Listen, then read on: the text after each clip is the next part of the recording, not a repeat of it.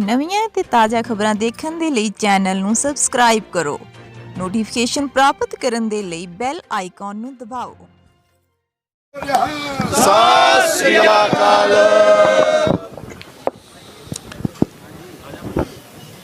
जिस धरती ते खड़े हैं, जिस सरजमीन ते खड़े हैं, उतों एक अजीब जिहड़ी प्रेरणा मिलती है, इहदे च एक वाइब्रेशन आ वो आपदे आप ही महसूस हुंदी है गल।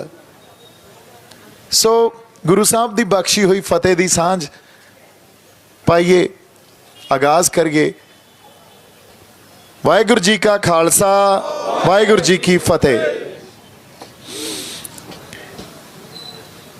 इस धरती ने प्रेरणा दिती ते बाबा बंदा सिंह बहादुर ने खालसा राज की स्थापना की। आगाज भी इत्थों ही होया। साडी पातशाही दावा इत्थों रखा गया। इत्थों उस पातशाही दावे ने एक जिहड़ी उहदी नींह या फाउंडेशन इत्थों बनी। उदों बाद 18वीं सदी च बाबा बंदा सिंह बहादुर की रियासत तो बाद 18वीं सदी च जाने आपां, जदों फिर असी संघर्ष कर रहे सी, पछाण दा, होंद दा, सिरां दे मुੱਲ पई आंदे सी, नेजियां ते टंगे गए सिर, मीर मन्नू तो लैके मसे रंगड़ तो लैके होर बथेरा जुल्म किया गया। अफगानियां ने, दुरानियां ने, मुगलों ने, पर कौम नहीं डोली।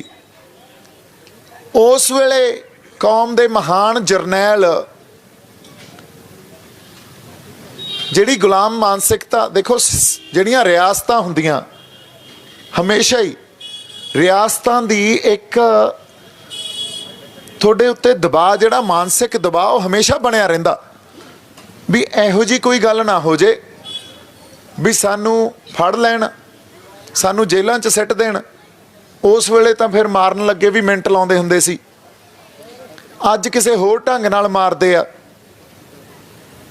ये दबाव हमेशा एक मानसिक दबाव बनिया रहिंदा और कौम आपदी होंद दा, आपदी पछाण दा संघर्ष लड़ रही होवे ते मानसिक दबाव नाल नाल चल रहा। इहनूं समझण दी कोशिश करिए तो साडे 18वीं सदी दे जरनैलां ने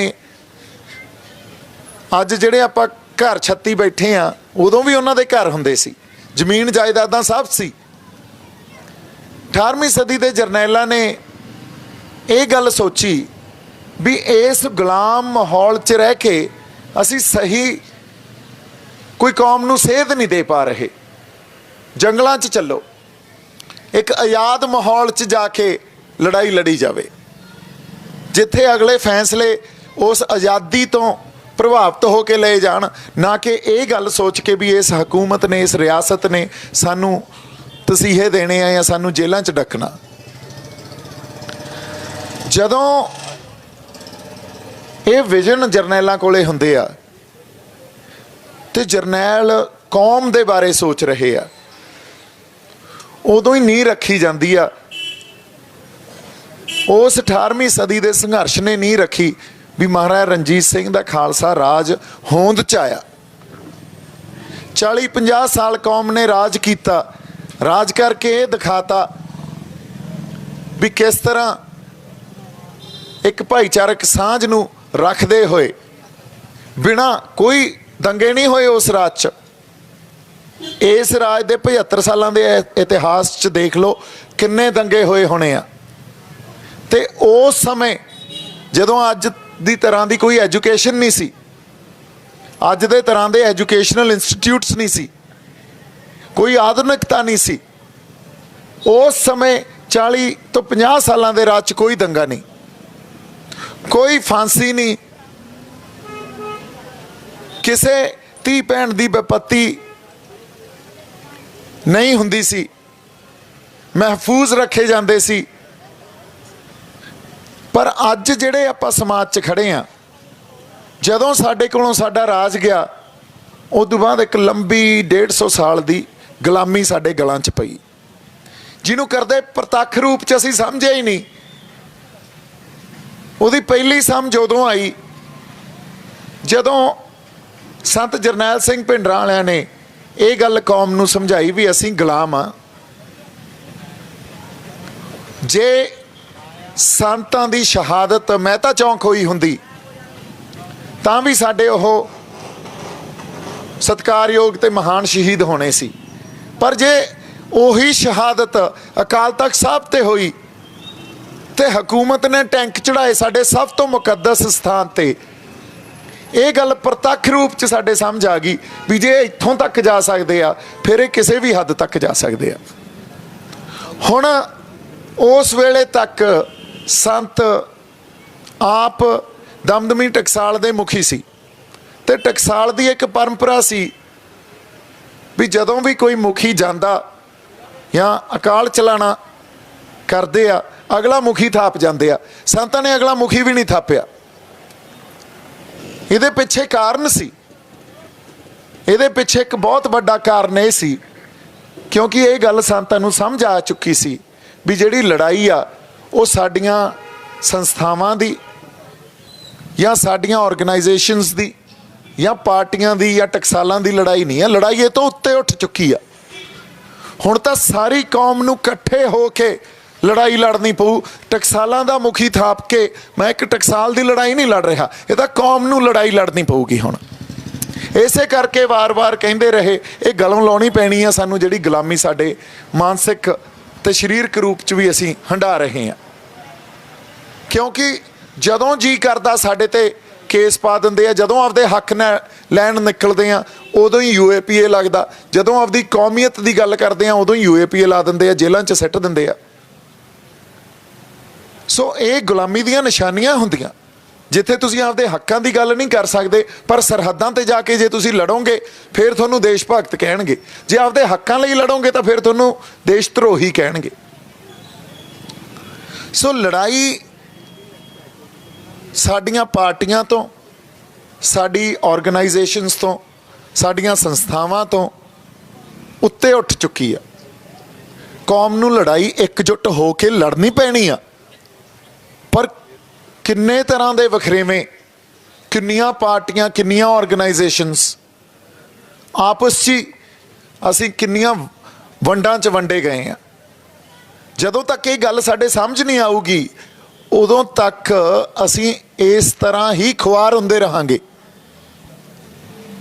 जदों तक सानूं ये नहीं समझ आऊगा भी जिहड़ा दुश्मन आ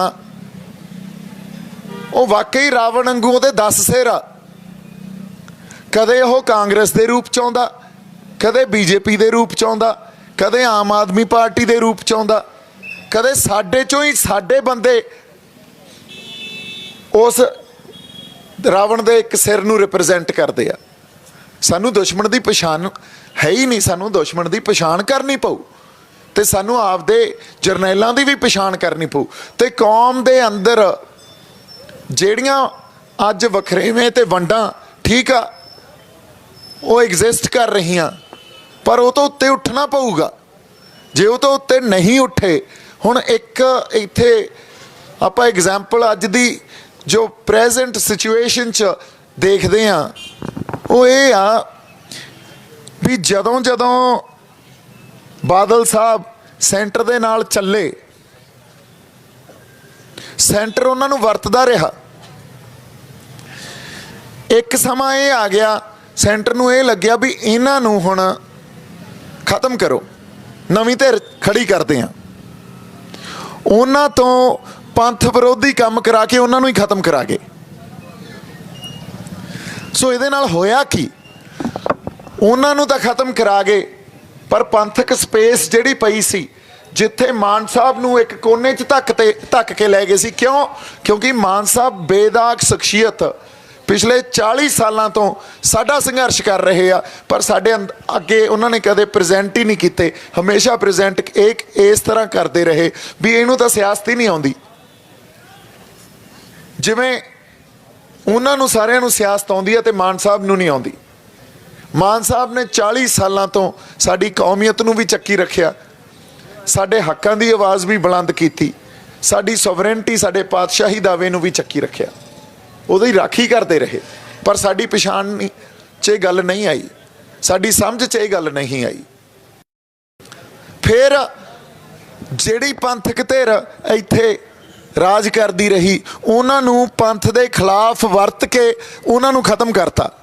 ਜੇ ਉਹ ਖਤਮ ਹੋਏ ਇਹਦਾ ਮਤਲਬ ਉਹ ਸਪੇਸ, ਉਹ ਜਗ੍ਹਾ ਖਾਲੀ ਹੋਈ, ਤੇ ਅੱਜ ਉਹ ਜਗ੍ਹਾ ਜਿਹੜੀ ਖਾਲੀ ਹੋ ਗਈ ਆ ਉਹਨੂੰ ਕੋਈ ਪੰਥਕ ਧਿਰ ਭਰੂਗੀ ਜਾਂ ਸਰਕਾਰ ਦੀ ਕੋਈ ਧਿਰ ਭਰੂਗੀ। ਇਹ ਸਪੇਸ ਤਾਂ ਭਰੀ ਜਾਣੀ ਆ। ਹੁਣ ਸਰਕਾਰ ਦਾ ਦਮ ਇਹ ਲੱਗਿਆ ਹੋਇਆ ਵੀ ਸਾਡੀ ਧਿਰ